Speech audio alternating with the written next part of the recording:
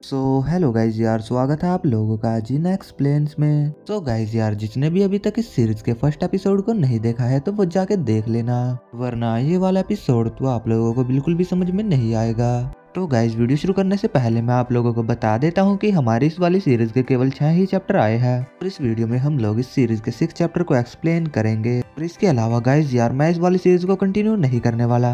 Guys यार, इसकी picture quality बहुत ही ज्यादा डल है और इसमें जो वर्ड्स लिखे हुए हैं वो काफी ज्यादा छोटे हैं और कुछ तो आपस में मिक्स हो रखे हैं। इस वजह से मुझे तो घंटा भी समझ में नहीं आ रहा था कि कैसे एक्सप्लेन करूँ इसको, और मैं इसे आगे कंटिन्यू नहीं करूंगा और मैं बस ज़ॉम्बी वाली और कल्टीवेटर वाली सीरीज को ही एक्सप्लेन करूंगा। इन दोनों सीरीज के अलावा भी मैं एक सीरीज के ऊपर काम करने वाला हूँ का आपको जल्द ही एपिसोड देखने के लिए मिल जाएगा और वो एपिसोड काफी ज्यादा बढ़िया होने वाला है। हमारी उस न्यू वाली सीरीज के आपको एक एक घंटे के एपिसोड ही देखने के लिए मिलेंगे, तो उन एपिसोड्स के लिए भी आप लोग तैयार रहना। और अब बातें काफी ज्यादा हो चुकी है तो चलो अब डायरेक्ट वीडियो की तरफ बढ़ जाते हैं बिना किसी देरी के। तो एपिसोड की शुरुआत में हम लोग हमारे हीरो इटाची को देखते हैं तो उससे ये लड़की चिपकी हुई होती है और ये कह रही होती है, बेनिफैक्टर ब्रदर, आपकी स्मेल तो काफी ज्यादा डिलीशियस है। और जिन लोगों को बेनिफैक्टर का मतलब नहीं पता है तो मैं उन लोगों को बता देता हूँ। बेनिफैक्टर उस बंदे को कहा जाता है जिसने आपकी कोई मदद की हो या फिर आपके ऊपर कोई फेवर किया हो। और हमारा हीरो इटाची अपने मन में कह रहा होता है, अगर मुझे अच्छे से याद है तो ये दोनों वही सिबलिंग्स हैं जिन्हें मैंने पिछली बार बचाया था।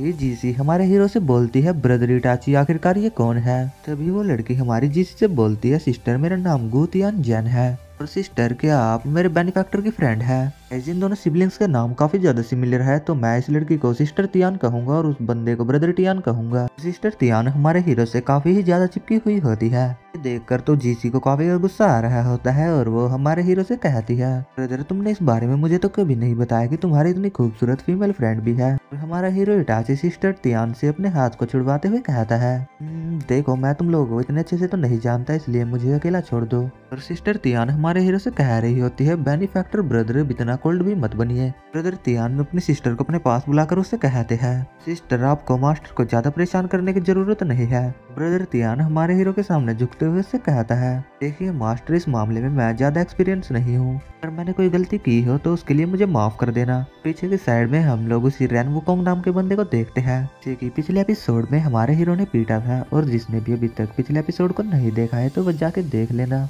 ये चीज देखकर तो रैन वुकोंग काफी ज्यादा शॉक हो गया होता है और वो मन ही मन कह रहा होता है, टीम में तो गू फैमिली का इन्फ्लुएंस काफी ज्यादा स्ट्रॉन्ग है, वो पुलिस, मिलिट्री और काफी सारी चीजों को ही कंट्रोल करती है। और इसके अलावा हमारे हॉल मास्टर तो इनके ओपोनेंट होने के लायक भी नहीं है। अगर एक तरीके से कहा जाए तो गू फैमिली ने पूरे आसमान को अपने हाथ से ढक रखा है, लेकिन ये इटाची नाम का बंदा तो गू फैमिली को कुछ भी नहीं समझ रहा। रैन वुकोंग पीछे से चिल्लाकर कहता है, इम्पॉसिबल। और हमारे हीरोज की तरफ देखकर कहता है, क्या तुम मेरे साथ अभी भी लड़ना चाहते हो? लेकिन रैन वुकोंग तो अपने सर को पटकते हुए कह रहा होता है, मास्टर इटाची प्लीज मुझे माफ कर दीजिए, मैंने तो बस गलती से आपका अपमान कर दिया था। चन जियाओ ही वो व्यक्ति है जिसने मुझे ये सब करने के लिए कहा था, तो केवल उनके आदेशों का पालन कर रहा था और मुझे यकीन है कि मास्टर आप मुझे माफ कर देंगे। बात सुनकर हमारा हीरो अपने मन में कहता है, ओ अच्छा, तो ये सब चैन हू के फादर ने किया है और मैंने ये एक्सपेक्ट नहीं किया था कि वो इस छोटे से मामले में अपनी फैमिली को इन्वॉल्व करेगा। चन जियाओ के बारे में हमें ब्रदर टियान बताते हैं, जाओ तो मेरे ग्रैंडपा के द्वारा पाला गया बस एक कुत्ता है और गू फैमिली को छोड़ने के बाद उस बंदे ने अपने एक छोटे से ग्रुप को तैयार किया था।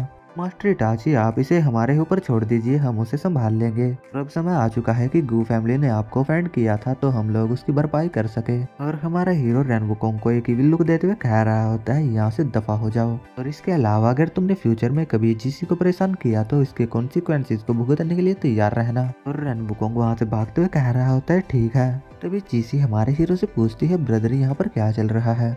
क्या ये तो वही गू फैमिली नहीं है जो अपने हाथ से आकाश को ढक के रखती है? और हमारा हीरो भी जीसी से कह देता है, हाँ मुझे भी ऐसा ही लगता है। वे हमारा हीरो ब्रदर टियान से कहता है, क्या तुम लोगों को और कुछ भी कहना है? और ब्रदर टियान हमारे हीरो को रिस्पेक्ट देते हुए कह रहा होता है, देखिए मास्टर, लास्ट टाइम जो कुछ भी हुआ था उसके लिए हम लोगों को माफ कर देना। हम लोग चाहते हैं कि आप हमारे साथ केवल एक बार हमारी गू फैमिली चलिए, हम लोग केवल अपना आभार व्यक्त करना चाहते हैं। और हमारा हीरो लोगों से कह देता है, देखो मैं इस चीज में इंटरेस्टेड तो नहीं हूँ, इसके अलावा अगर मैंने उस दिन कुछ भी नहीं किया होता तो तुम्हें कुछ भी नहीं होता, तुम्हारी गू फैमिली सब कुछ संभाल ही लेती। और ऐसा कहने के बाद में हमारा हीरो वहाँ से जाने लगता है और तभी पीछे से ब्रदर टियान कहते हैं, मास्टर एक बार इसके बारे में सोच कर तो देखो, तभी सिस्टर तियान भी हमारे हीरो के पास में आकर उससे कहती है, इधर बेनिफैक्टर हमारे साथ हमारे घर चलिए, वरना हमारे ग्रैंडपा इस चीज के लिए भी हमें ही ब्लेम करेंगे। और हमारा हीरो उसी की तरफ देख रहा होता है और तभी हमारा हीरो से कमर से पकड़ लेता है और मन ही मन कह रहा होता है, इसकी सांसें काफी ज्यादा वीक है और ब्लड फ्लो भी अब नॉर्मल है। और इसकी बात सुनकर मुझे ऐसा लगता है कि ये मुझसे बात करने में हेजिटेट कर रही है।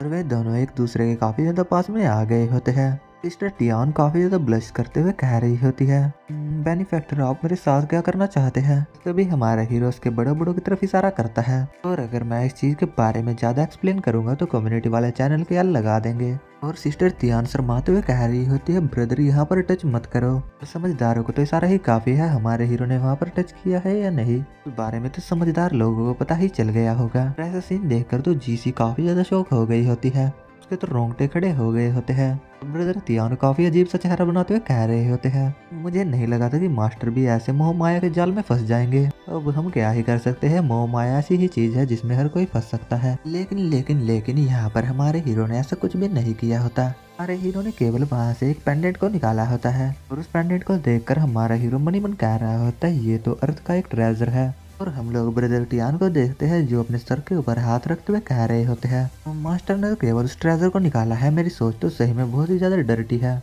और हम लोग जीसी को देखते हैं जिसने काफी अजीब सा चेहरा बना लिया होता है और वो कह रही होती है, क्या इसका दिमाग खराब हो गया है? सरकार उसे इन छोटे से पत्थरों में कब से दिलचस्पी हो गई। तभी सिस्टर तियान हमारे हीरो से कहती है, बेनिफैक्टर ब्रदर ये मेरे ग्रैंडफा के एंटी कलेक्शन में से एक है, एविल स्पिरिट्स को मुझसे दूर भगाता है। और अगर आप इस चीज में इंटरेस्टेड है तो आपको हमारे घर चलना चाहिए। तो केवल मेरे ग्रैंडपा के ट्रेजर्स में से एक छोटा सा नमूना है। और इसके अलावा अगर आप ऐसे और भी ट्रेजर्स देखना चाहते हैं तो मेरे ग्रैंडपा के पास ऐसे बहुत सारे ट्रेजर्स हैं। की बात सुनकर हमारा हीरो अपने मन में सोच रहा होता है, जैसा कि मैंने एक्सपेक्ट किया था कि वो बूढ़ा व्यक्ति कोई ऑर्डिनरी पर्सन नहीं है। मुझे लगता है कि उसके पास हेवनली लेवल के भी ट्रेजर्स होंगे, इसलिए मुझे एक बार वहां पर जाकर तो देखना ही चाहिए। और इतना सब कुछ सोचने के बाद हमारा हीरो उन लोगों से कह देता है, ठीक है मुझे रास्ता दिखाओ। इन शिफ्ट होकर गो फैमिली के विला पर आता है जो दिखने में काफी ज्यादा शानदार होता है। हमारा हीरो और जीसी भी वहाँ पर आ गए होते हैं और सामने की तरफ हम ग्रैंडपा को देखते हैं जिन्होंने खाना तैयार करवा के रखा होता है। इतने ज्यादा लग्जरियस खाने को देखकर जीसी अपने मन में कह रही होती है, ये खाना तो सही में काफी ज्यादा लग्जरियस है, क्या नोबल्स लोग डेली ऐसा ही खाना खाते हैं? ग्रैंडपा हमारे हीरो से कहते हैं, मेरे लिटिल फ्रेंड ने यहाँ पर आने के लिए काफी लंबी यात्रा तय की है, तो यहाँ पर आकर बैठ जाइए। और हमारा हीरो सामने की तरफ से उसी ट्रेजर को दिखाते हुए कहता है, आखिरकार आपको ये ट्रेजर कहाँ से मिला? हमारे हीरो की बात सुनकर ग्रैंडपा पहले तो कुछ भी नहीं बोलते, फिर ग्रैंडपा हमारे हीरो से कहते हैं, इस ओल्ड मैन के पास ऐसे बहुत सारे ट्रेजर्स हैं और मुझे ये चीज देखकर तो काफी ज्यादा हैरानी हो गई है। आपको इस ट्रेजर के अंदर दिलचस्पी है? और लिटिल फ्रेंड, क्या इस ट्रेजर के अंदर कुछ खास है जो इसे आपके लायक बनाता है? और हमारा हीरो से कहता है, क्योंकि आपने ऐसे बहुत सारे ट्रेजर्स को इकट्ठा कर लिया है तो आपको इस बारे में पता होना चाहिए कि इस ट्रेजर में क्या खासियत है। और हम लोग जीसी को देख सकते हैं जिसे काफी ज्यादा गुस्सा आ रहा होता है और वो अजीब सी शक्ल बनाते हुए मन ही मन कह रही होती है, आखिरकार ये कैसी बातें कर रहा है, क्या ये ढंग से बात नहीं कर सकता? तो ग्रैंडपा हमारे हीरो से कहते हैं, लगता है कि मेरे लिटिल फ्रेंड को इन चीजों के बारे में काफी ज्यादा जानकारी है और मैं आपके इंटरेस्ट को अप्रिशिएट करता हूँ। और मेरे लिटिल फ्रेंड, क्या आप मेरे बाकी कैंटिक्स को देखना चाहेंगे? हमारा हीरो भी उनकी बात पर ओके बोल देता है। ग्रैंडपा अपने दोनों ग्रैंड डॉटर और ग्रैंडसन से कहते हैं, मैं अपने लिटिल फ्रेंड के साथ अपने ट्रेजर्स को देखने के लिए जा रहा हूँ,